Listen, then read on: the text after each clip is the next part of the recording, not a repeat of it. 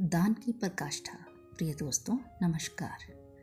एक नगर में विशाल मंदिर का निर्माण होना था। जोर जोर से चंदा इकट्ठा किया जाने लगा। सबसे ज्यादा दान देने वाले का नाम दान पट्टिका में सबसे ऊपर मोटे अक्षरों में लिखा जाना था।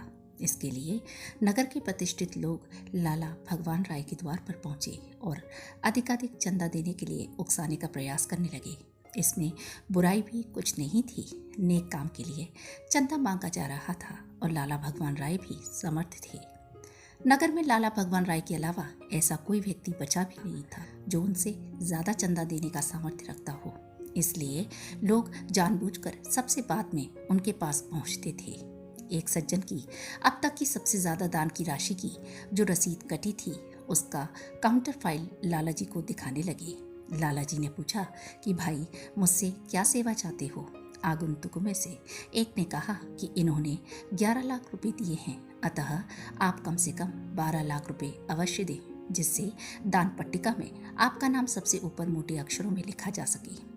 लाला जी ने कहा कि मेरा नाम सबसे ऊपर लिखने की जरूरत नहीं है। आप जो कहेंगे वो सेवा मैं करने को तैयार हूँ, पर एक शर्त पर, और वो यह है कि दान पट्टिका में सबसे ऊपर मोटे अक्षरों में नाम इन्हीं सज्जन का लिखा जाए जिन्होंने अब तक की सबसे ज्यादा रकम 11 लाख रुपए दी है।